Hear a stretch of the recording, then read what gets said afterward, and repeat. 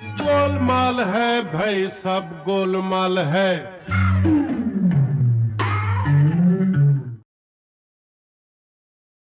Hello नमस्ते सबैजनालाई। म यो ट्रेडर भन्ने अहिले चलिरहेको यो रिफरल प्रोग्राम छ, म त्यसको रिभ्यू गर्दैछु। मलाई पनि मेरो रिलेटिभ्सले इन्भाइट गर्नुभएको थियो र के रहेछ यो भनेर मैले बुझ्ने प्रयास गरेँ। यसको वेब पेज खोलेँ, यसको terms and condition, policies and procedures, compensation plan के छ सबै रिभ्यू गरेँ मैले। र जसरी मैले जे बुझेँ म त्यो चाहिँ हल्का तपाईँहरूलाई नि बुझाउन प्रयास गर्नेछु। र मैले भनेको मात्रै भन्दा पनि तपाईँहरूले आफै यसको वेब पेजमा गएर यसको कन्टेन्टहरू पढेर र त्यो रिभ्यू गरेर अझ बढी बुझ्न सक्नुहुनेछ। त्यही पनि मैले देखेको र मेन्सन गर्न सक्ने कुराहरू ट्राई गर्नेछु। सबैलाई पढ्न गाह्रो होला, त्यसैले मैले जे पढेँ र त्यसमा के मेन्सन गर्दा ठिक लाग्छ, जुन अलिकति इम्पोर्टेन्ट छ जस्तो लाग्छ, म त्यो मेन्सन गर्ने ट्राई गर्नेछु। र यसको सुरुवात यसको वेब पेजबाट नै गरौँ। यसको वेब पेज छ tradera.org र यसको वेब पेजबाट देख्न सकिन्छ यसले भनेको छ यसले फाइनेन्शियल सर्भिसेसहरू प्रोभाइड गर्छ। यसको मेन प्रायोरिटी भनेको ट्रेडिङ एजुकेसन सर्भिसेसहरू प्रोभाइड गर्ने, जसले गर्दा युजरलाई ट्रेडिङको नलेज होस्। यसमा एबाउट अस भनेर फाउन्डरको बारेमा हल्का राखेको छ, फाउन्डरको नेम अनि कम्पनीको कन्ट्याक्ट इन्फर्मेसन, लोकेसन यो छ भने इमेल support@tradera.org, टोल फ्री नम्बर पनि छ। तपाईहरुलाई यदि केही कुराहरू बुझ्नु छ भने यो नम्बरमा फोन गरेर ट्राई गर्न सक्नुहुनेछ। मैले फोन त गरेँ तर फोन गर्दा कुनै पनि टाइममा फोन लागेन।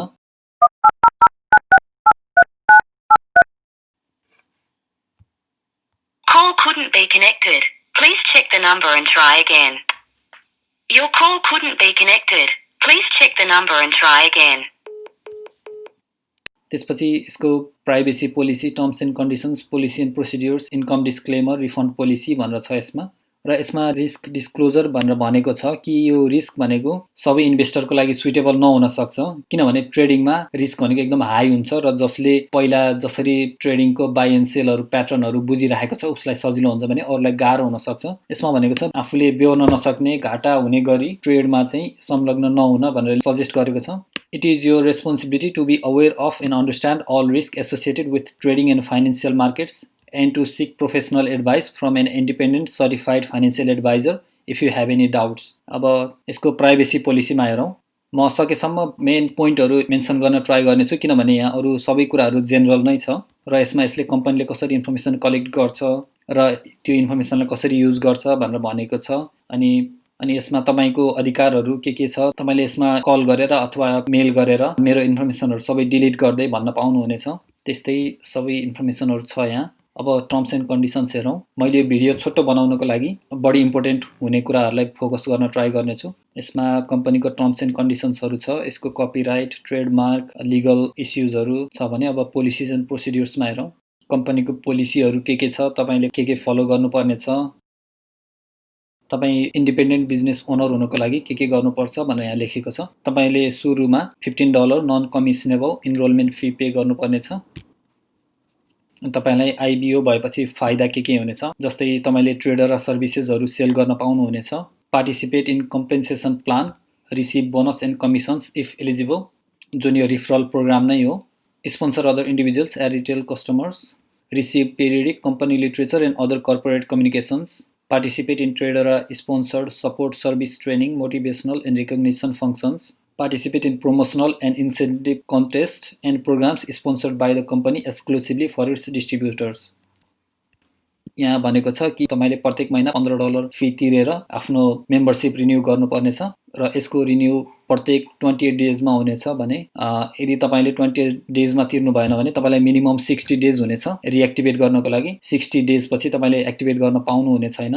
अनि यदि तपाईले रिन्यू गर्नु भएको छैन भने त्यो टाइमको लागि तपाईले पाउनुपर्ने कमिसनहरू पनि पाउनु हुने छैन। अनि यदि तपाईले 60 डेज ग्रेस पिरियड भित्र आफ्नो रिएप्लाई गरेर मेम्बरशिप रिन्यू गर्नु भएन भने तपाईले त्यो समयबाट 6 महिनासम्म त्यो कम्पनीमा आबद्ध भएर कुनै कामहरू गर्न पाउनु हुने छैन र तपाईलाई कम्पनीको आइबिएम मेम्बरशिपबाट टर्मिनेट गरिनेछ। र साथसाथै यदि आफैले चाहेर अथवा कम्पनीले कुनै कारणवश तपाईलाई टर्मिनेट गर्यो भने त्यसको 6 महिनासम्म तपाईले फेरि एप्लाई गर्न पाउनु हुने छैन। यसको इन्कम डिस्क्लेमर पोलिसी भित्र ड्यु डिलिजेन्स भनेर भनेको छ। कम्पनीले कुनै पनि तपाईको घाटा भयो, नोक्सान भयो भने बेहोर्ने छैन, कम्पनीले जिम्मेवार लिने छैन।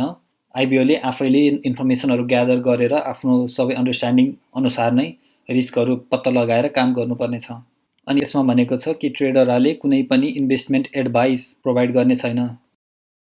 अनि इन्कम डिस्क्लेमरमा भनेको छ तपाईले यदि कुनै पनि नयाँ मेम्बरलाई आफ्नो अन्डरमा अथवा कुनै पनि त्यो ट्रीको ब्रान्चमा एड गर्न चाहनुहुन्छ भने उसलाई चाहिँ इन्कम डिस्क्लेमर प्रेजेन्ट गर्नुपर्नेछ। अनि यसको सब्सक्रिप्सन बिलिङमा छ।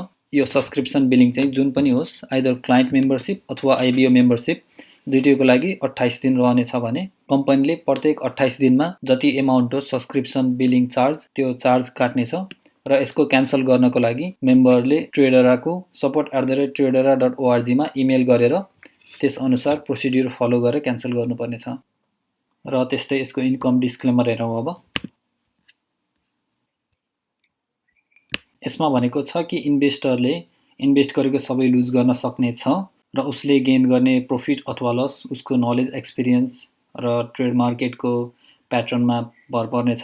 ट्रेडर प्लेटफर्मबाट चाहिँ कसैले प्रॉफिट गर्नेछ, पैसा कमाउनेछ भनेर उनीहरूले ग्यारेन्टी लिँदैन र प्रॉफिट एन्ड लस भनेको सबै इन्डिभिजुअलको आफ्नो method, idea, information, suggestion, product, services सबैमा भर पर्नेछ र सबै मेम्बरहरूले, सबै कस्टमर अथवा आइबिओजले आफ्नो डिसिजन आफै लिनेछ र आफै रेस्पोन्सिबल हुनेछ र उसको लेभल अफ सक्सेस र ability to achieve financial goal त्यो आफैमा भर पर्नेछ र यो सबै जेनरल कुराहरू छ यसमा। ट्रेडरले कुनै इन्डिभिजुअललाई उसको सर्टेन कन्डिसन, उसको रिस्क फ्याक्टरहरू, उसले इन्भेस्ट गर्ने प्लेटफर्म सबै चेक गरेर प्रत्येक इन्डिभिजुअललाई इन्फर्मेसन प्रोभाइड गर्ने होइन, तर सबै मेम्बरलाई एउटै इन्फर्मेसन एउटा युनिफर्म प्याटर्नमा डेलिभर गर्ने मात्रै हो, जुन चाहिँ सिम्पल ट्रेड आइडियाजहरू मात्रै हुनेछ। जसले पनि भाग लिन्छ ऊ आफै फुल्ली रेस्पोन्सिबल हुनेछ।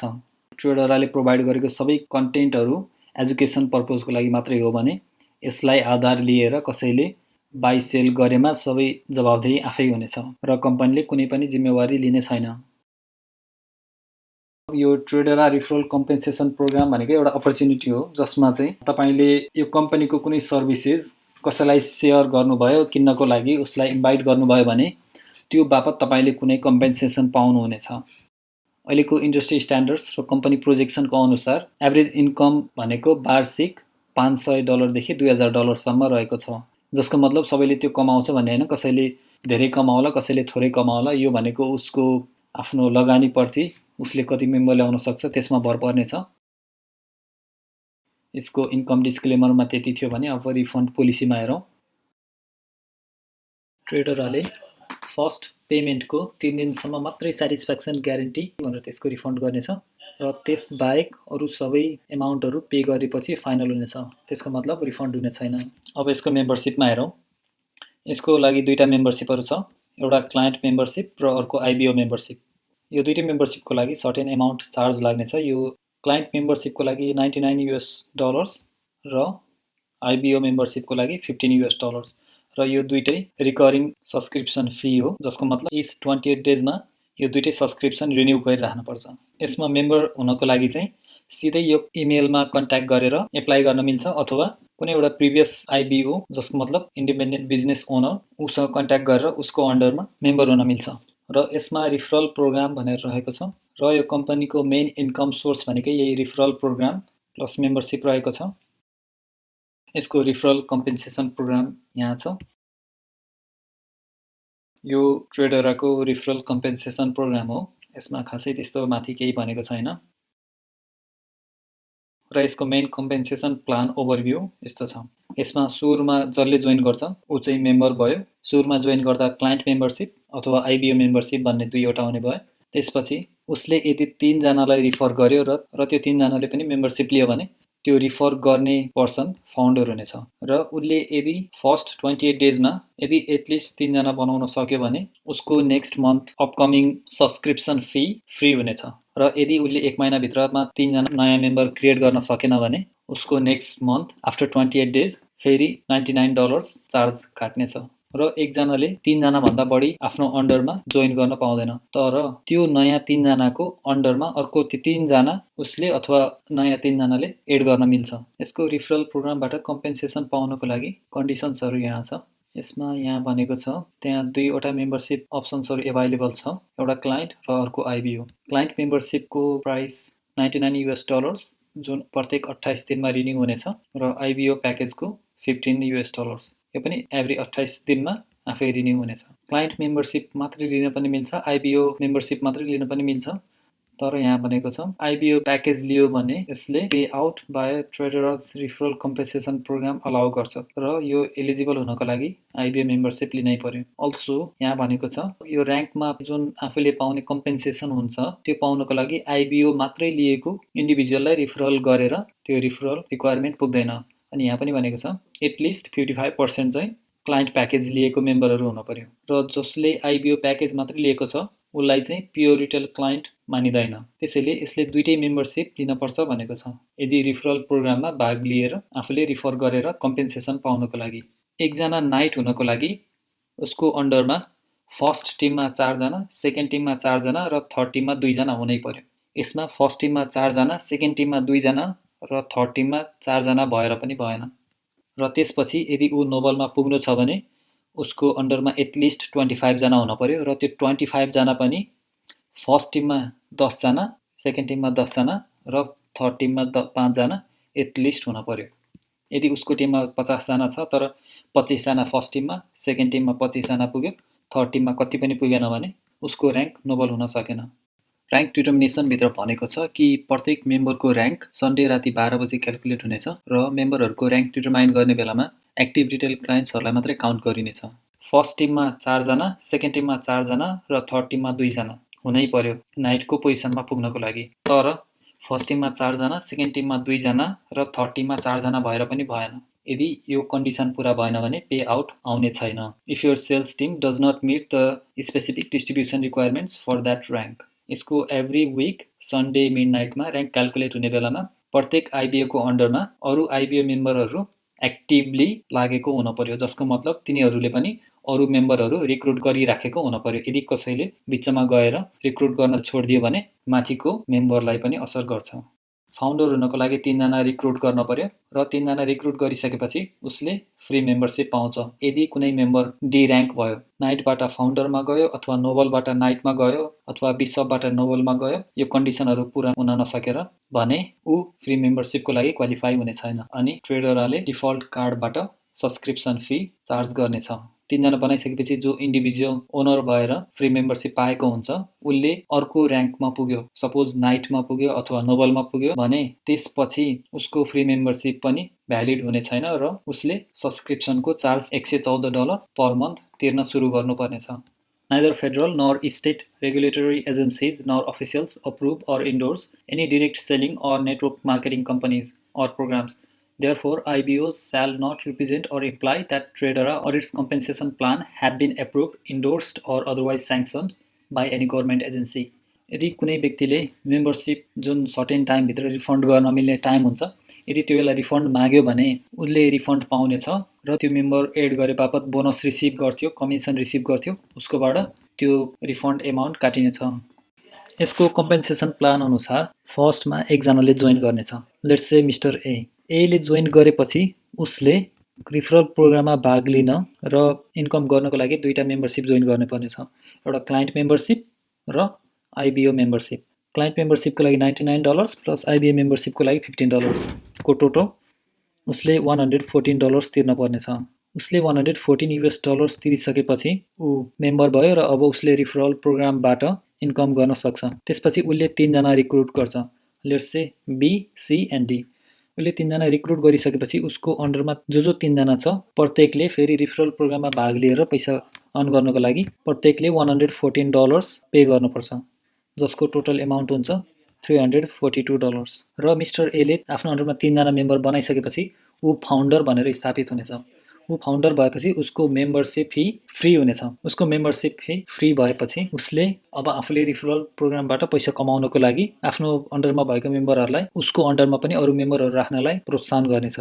जस्तै बीसीडीले अब ती 3 जना राख्न मेम्बरहरू खोज्नेछन् र मिस्टर एले रिफरल प्रोग्रामबाट पैसा पाउनको लागि आफ्नो अन्डरमा एटलिस्ट 10 जना बनाउनुपर्छ र 10 जना बनाउनको लागि आफ्नो फर्स्ट मेम्बरको अन्डरमा 3 जना, सेकेन्ड मेम्बरको अन्डरमा 3 जना र थर्ड मेम्बरको अन्डरमा एटलिस्ट 1 जना हुनुपर्छ, जसले गर्दा फर्स्ट ब्रान्चमा 4 जना, सेकेन्ड ब्रान्चमा 4 जना र थर्ड ब्रान्चमा 2 जना एटलिस्ट हुनु पर्यो र यसको टोटल 10 जना पुगेपछि ऊ अब नाइट भन्ने र्याङ्कमा पुग्नेछ।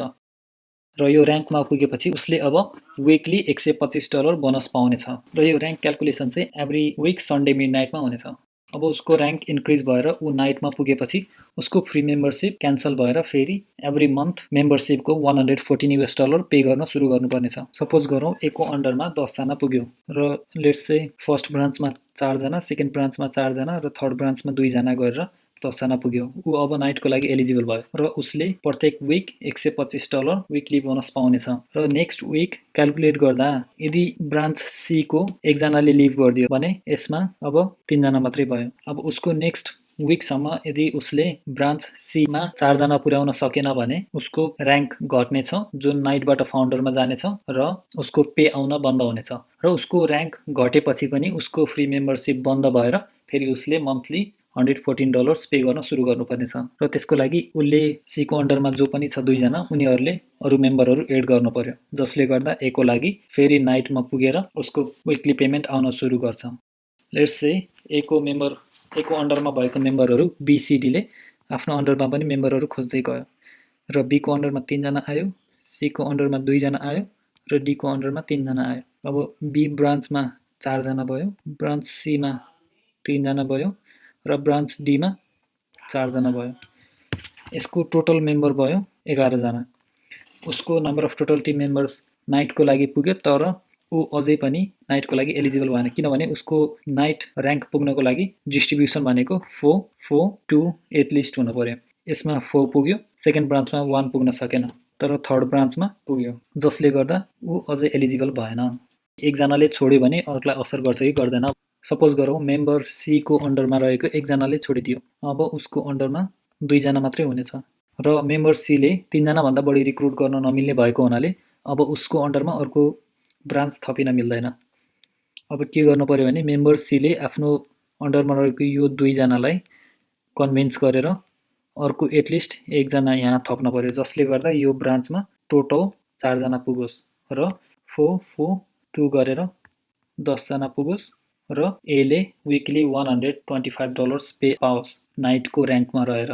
लेट्स से अहिलेसम्म A ले 10 जना पुर्यायो, B को अन्डरमा 3 जना, C को अन्डरमा 3 जना र D को अन्डरमा 1 जना गरेर यो ब्रान्चमा 4 जना, यो ब्रान्चमा 4 जना, यो ब्रान्चमा 2 जना गरेर यसको डिस्ट्रिब्युसन रिक्वायरमेन्ट्स 442 पनि पुग्यो र टोटल मेम्बर 10 जना पनि पुग्यो।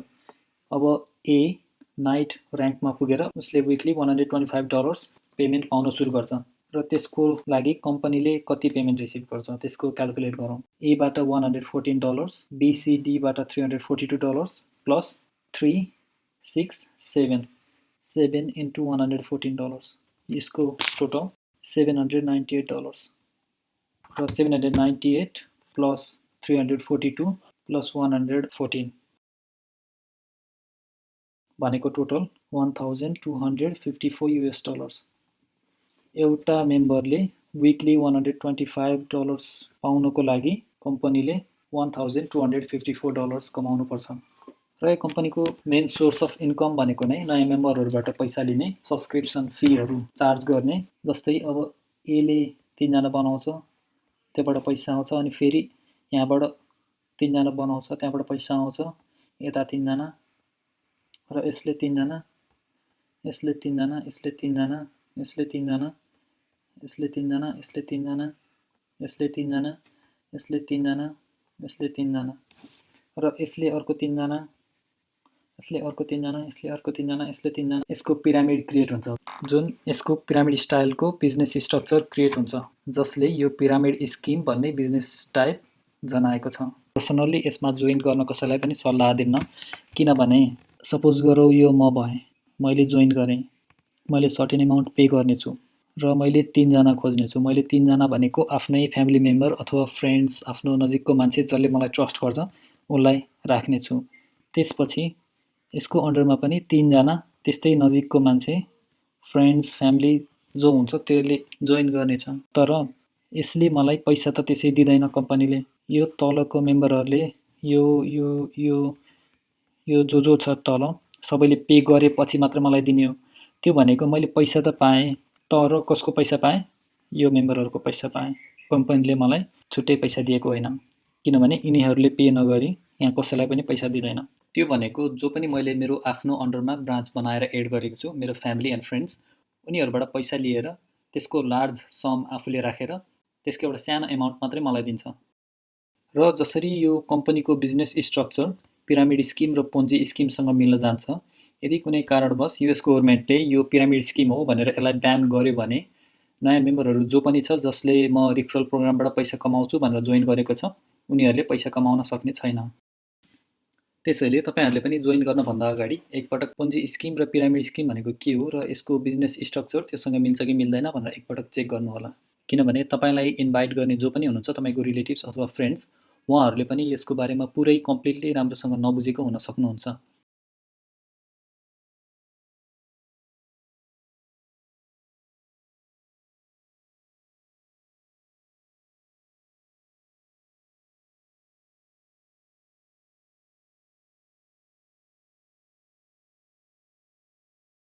Shutdown, dissolve, bankrupt, foreclosure.